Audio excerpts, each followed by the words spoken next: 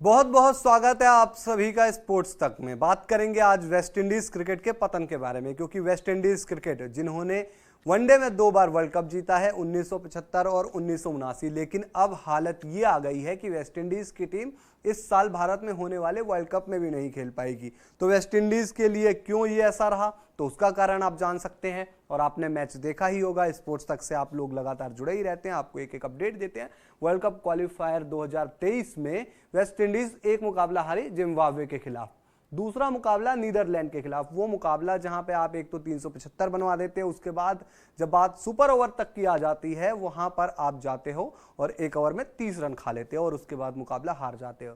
और यहां तक वेस्ट इंडीज की टीम स्कॉटलैंड से भी हार गई और इसके साथ ही वेस्ट इंडीज क्रिकेट की जो बची कुछ ही साख थी कह सकते हैं, जो पिछले कुछ सालों से लगातार लुटिया की डूब रही थी, वो आखिर में जाकर और ज्यादा पस्त हो गई और वेस्ट इंडीज की टीम 2023 में वर्ल्ड कप खेलने भी नहीं आएगी। लेकिन इसके पीछे वजह क्या है उस बारे में बात करेंगे। और भारतीय टीम जो वेस्ट इंडीज दौरे पर जाएगी, वनडे सीरीज भी खेलेगी, 2 मैचों की टेस्ट सीरीज भी है, वहां पर 5 T20 भी है, तो वहां पर वनडे का महत्व क्या है उस बारे में भी बात करेंगे। लेकिन आखिर वेस्ट इंडीज क्रिकेट की हालत कैसी हुई उसकी तरफ बढ़ते हैं। लेकिन उससे पहले देखते हैं जो वेस्ट इंडीज क्रिकेट के दिग्गज खिलाड़ी हैं इयान बिशप, उनका एक बयान आया है सामने और वो क्या कहते हैं आखिर वेस्ट इंडीज की इस हालत पर।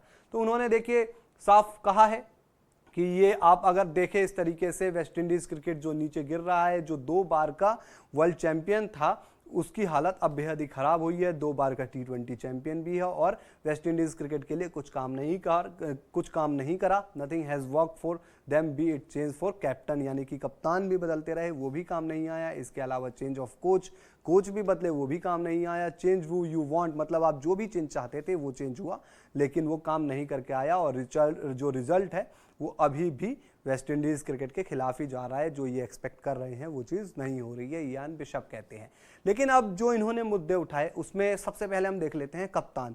देखिए एक दौर था जब वेस्ट इंडीज क्रिकेट नीचे गिर रही थी, लेकिन बीच बीच में लगता था कि यार इनके पास जो खिलाड़ी हैं बड़े बड़े वो संभाल लेंगे, क्योंकि वहाँ जब भी एक बड़े खिलाड़ी आ रहे थे, अगर आप 2000 से पीछे जाएंगे तो वहाँ पर बड़े खिलाड़ी थे। 2000 से 2010 के बीच में भी कुछ ऐसे खिलाड़ी थे जो लग रहा था कि यार नाम बड़े हैं, लेकिन वो मैच जो है वेस्ट इंडीज को निकाल के दे देंगे और वेस्ट इंडीज क्रिकेट का आखिरकार भला हो जाएगा। लेकिन जो खराब दौर आया वो 2015 से और ज्यादा बढ़ गया वेस्ट इंडीज क्रिकेट का। और अब बात करते हैं कप्तानों की, कौन कौन से कप्तान आए वेस्ट इंडीज के लिए इस समय। सबसे पहले बात कर लेते हैं 2015 से। 16 जनवरी 2015 जेसन होल्डर ने वेस्ट इंडीज क्रिकेट की कप्तानी शुरू की और ये उनकी कप्तानी में आप आंकड़े देखिए, ओडीआई के ये आंकड़े हैं। 14 अगस्त 2019 तक कप्तानी की, 4 साल का समय रहा इनकी कप्तानी में वेस्ट इंडीज क्रिकेट के लिए। कुछ बीच में एक आध बदलाव हुए, लेकिन सबसे ज्यादा इन्होंने 86 मैचों में कप्तानी की, जिसमें मात्र 24 जीत है, केवल 24 जीत, 54 लॉस, 54 मैच हारे हैं, 24 जीते हैं। और विनिंग परसेंटेज आप देखिए 27.91। इसमें आप एक 2015 का अगर आप वर्ल्ड कप की बात करें वो भी आ जाता है, इसके अलावा 2019 के एक वर्ल्ड कप की बात करें वो भी आ जाता है। तो फ्लॉप रहे as a captain Jason Holder. इसके बाद कप्तान एक मैच के लिए बने थे यहाँ पर सैमुअल्स। तो सैमुअल्स का अगर आप परफॉर्मेंस देखेंगे, एक ही मैच कप्तानी की, एक मैच हार गए, तो इतना कोई बड़ा उसमें नहीं होना चाहिए विवाद, क्योंकि ज़्यादा इन्होंने कप्तानी की नहीं, एक ही मैच कप्तानी की। हालांकि खिलाड़ी ये बहुत बड़े रहे और वर्ल्ड कप के फाइनल मैच में जो परफॉर्मेंस दी इन्होंने वो याद रखेगी दुनिया। अब बात कर लेते हैं एक और कप्तान की जो थे जैसन मोहम्मद। इनको 4 मैच में कप्तानी करने का मौका मिला और चारों ये हार गए। ये 2017 से 2021 के बीच में जो इनको 4 मैचों में कप्तानी करने का मौका मिला। अब बात कर लेते हैं हम रोमन पॉवेल के बारे में। इन्होंने भी 3 मैचों में कप्तानी की, जिसमें 2 गंवाए और 1 मुकाबला जीता। तो इनका भी विनिंग परसेंटेज वो आप देख सकते हैं 3 मैच के आंकड़े पर, आप जज कर लीजिए। जेसन होल्डर ने अभी तक आपने देखा होगा कि बहुत ज्यादा कप्तानी की। उसके बाद अगर किसी ने कप्तानी ज्यादा की तो वो है निकोलस पूरन। निकोलस पूरन ने 17 मैच में कप्तानी की, 4 जीत दर्ज की और 13 हार।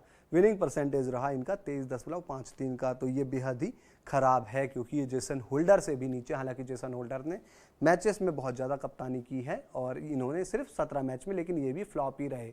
इसके बाद बात कर लेते हैं एक और कप्तान की जो आपको अगर दिखाई दे रहे हैं अभी भी कप्तानी करते हुए। वर्ल्ड कप क्वालिफायर में भी अगर आप इस प्रदर्शन की बात करें तो जिम्मेदारी आती है और वहाँ पर है शे होप। 9 मैच में 5 जीत, 4 हार और विनिंग परसेंटेज 55.56। लेकिन परसेंटेज तो मायने तब रखते हैं ना जब आप आगे जाते हैं। आप नीदरलैंड से हार रहे हैं, आप स्कॉटलैंड से हार रहे हैं, आप जिम्बाब्वे के खिलाफ भी हार रहे हैं, तो फिर वहाँ पर कुछ ज़्यादा चीज़ें बचती नहीं हैं डिफेंड करने के लिए। अब बात कर लेते हैं एक और कप्तान के बारे में जो रॉस्टन चेज रहे। एक मैच में कप्तानी की, एक जीत दिला दी। ये ज़्यादा बातचीत करने के लिए अभी मुद्दा नहीं है, लेकिन इस बीच अगर आप देखेंगे तो ज़्यादातर कप्तानी आपको जेसन होल्डर की तरफ से दिखाई दी, उसके बाद आपको कप्तानी दिखाई दी ज़्यादा निकोलस पूरन की तरफ से। लेकिन एक चीज़ और गौर कीजिए, अब 2015 से जो 2019 का वक्त था, उस बीच वेस्टइंडीज़ क्रिकेट के पास बड़े बड़े खिलाड़ी थे जो उस समय वेस्टइंडीज़ क्रिकेट के लिए आमतौर पर आपको खेलते कभी कभी दिखाई दे सकते थे, जैसे कि क्रिस गेल थे, कैरन पोलार्ड थे, ड्वेन ब्रावो थे, सुनील नारायण थे, आंद्रे रसल थे। तो ये सारे खिलाड़ी थे जो खेल लेते थे, तो उसमें भी एक वजह रही जीते। लेकिन अब वेस्टइंडीज़ क्रिकेट की हालत की बात करेंगे। आखिर हुआ क्या 2015 के बाद से कि वेस्टइंडीज़ क्रिकेट ढलान की तरफ जाता ही रहा। तो एक बयान आया वेस्टइंडीज़ क्रिकेट के जो कप्तान डैरेन सैमी, जिन्होंने 2016 में वर्ल्ड कप जिताया, भारत आए, वर्ल्ड कप जीते, वो मैच ऐतिहासिक रहा, लगातार 4 छक्के रहे, तो इसलिए वो याद किया ही जाएगा। लेकिन उसके बाद एक बयान आया, आप वो खुद देखिए। जो डैरेन सैमी हैं उन्होंने अपने बोर्ड के इश्यूज बताए। उन्होंने कहा कि we had a lot of issues और we felt disrespected by our board, मतलब बोर्ड की तरफ से रिस्पेक्ट नहीं मिला। मार्क निकोलस हैं वो डिस्क्राइब करते हैं हमारी टीम को विथ नो ब्रेन्स, और ये सारी चीज़ टूर्नामेंट से पहले हमारी टीम को साथ लेकर आती है, इकट्ठा लेकर आती है। I really want to thank this 15 man, जो 15 सदस्यीय टीम थी, उनको the ability to just pull all the advertise aside and to come out and play this type of cricket in front of such passionate fans. मतलब कि यहाँ से मैं अपनी टीम को धन्यवाद देना चाहूँगा कि ये जो सारी चीज़ें मैदान से बाहर हो रही थी, जो हमारी टीम का मोरल डाउन कर सकती थी, उसको ध्यान ना करते हुए हमने अपने फैंस के सामने अच्छा प्रदर्शन किया, जो बड़े ही पैशनेट फैन हैं और चाहते हैं कि वेस्ट इंडीज़ क्रिकेट जीते। तो ये काफ़ी ज़्यादा कमाल का प्रदर्शन है। अब इसमें आप 2 चीज़ें समझ सकते हैं। देखिए, पहला ये कि माहौल क्या होता है जब कोई भी टीम जाती है टूर्नामेंट खेलने के लिए, उनके देश की तरफ से, बोर्ड की तरफ से, उनके फैंस की तरफ से उनको पुश किया जाता है, उनका हौसला बढ़ाया जाता है कि आप जाइए, अच्छा खेलिए, जो होगा देखा जाएगा। लेकिन वेस्ट इंडीज़ क्रिकेट की तरफ से तो कुछ अलग ही था उस समय पर। बोर्ड में पैसों की मारामारी थी, उसके अलावा तमाम वहाँ पर प्रॉब्लम क्रिएट हो रही थी। इसके अलावा डैरेन सैमी ने साफ कह दिया कि यार देखिए, हमें कहा गया कि आपके पास ब्रेन ही नहीं है, जो टीम जा रही है, तो वो चीज़ हमें एक साथ लेकर आई और हमने वर्ल्ड कप जीता। तो ये वर्ल्ड कप जीत गए, उसके बाद ये बयान आया। क्या पता वहाँ पर वेस्ट इंडीज़ वर्ल्ड कप नहीं जीतती तो फिर ये मुद्दे सामने भी नहीं आते, लेकिन जीत आई तो फिर एक बयान आया जिस पर दुनिया ने गौर करना शुरू किया। अब बात करते हैं कि आखिर इसके अलावा क्या चीज़ें रही। तो आपने देखा पैसा एक वजह रही। अब इसके अलावा बात कर लेते हैं हम कुछ ऐसे खिलाड़ियों के बारे में जो वेस्ट इंडीज़ क्रिकेट के बड़े नाम हैं, लेकिन वो आमतौर पर आपको क्रिकेट खेलते हुए वेस्ट इंडीज़ के लिए दिखाई नहीं देते हैं। जिसमें अगर आप नाम देखेंगे तो वेस्ट इंडीज़ के लिए मैं कुछ नाम इकट्ठे करके लाया हूँ। क्रिस गेल हैं, आंद्रे रसेल है, सुनील नारायण है, ड्वेन ब्रावो है और कैरन पोलार्ड है। ये कुछ नाम है। इसके अलावा भी बहुत नाम ऐसे हैं जो वेस्ट इंडीज़ क्रिकेट के लिए अच्छा कर सकते हैं, लेकिन दुनिया भर की जो तमाम लीग होती है वहाँ पर वो खेलते रहते हैं और हर लीग में खेलते हुए नजर आते हैं, सिवाय अपने देश के, अपने वेस्ट इंडीज़ क्रिकेट बोर्ड के लिए खेलते हुए नजर नहीं आते हैं।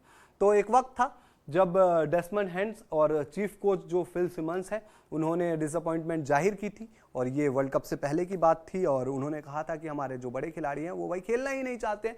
अब बयान पढ़ लीजिए, देखिए एक डेस्मंड हैंड्स का बयान है। उन्होंने कहा है कि I will love everyone to play for West Indies, I would love to make sure that all the guys make themselves available to play, but you must realize that the guys have option now, and if guys are choosing other franchise in front of West Indies, then we have to pick from who is available to us। बात साफ है कि यार जो खिलाड़ी है वो अपनी फ्रेंचाइजी के लिए खेलना चाहता है और हमारे पास अवेलेबिलिटी है नहीं वहाँ पर खिलाड़ियों के लिए, तो हमारे पास एक ही ऑप्शन बचता है कि हम वही खिलाड़ी चुनें जो हमारे पास अवेलेबल है। इसके अलावा जो फिल सिमंस हैं कोच, उन्होंने क्या कहा? इन्होंने कहा कि hurts, there no other way to put it, but what can you do?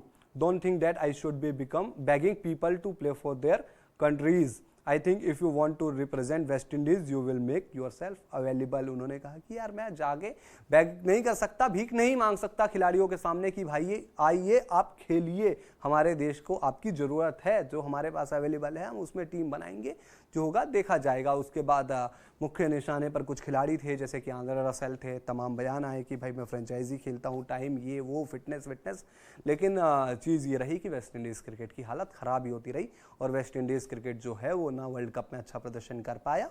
और इसके अलावा तमाम जो मैंने अभी आपको नाम दिखाए थे, क्रिस गेल अलविदा ही कह गए हैं, भाई अब वेस्ट इंडीज़ के लिए खेलते नहीं हैं, अब ये थोड़ा T20 क्रिकेट फ्रेंचाइजी में भी कमी खेलते हैं। सुनील नारायण आपको IPL में या दुनिया भर की इधर उधर लीग में खेलते हुए नजर आ जाते हैं।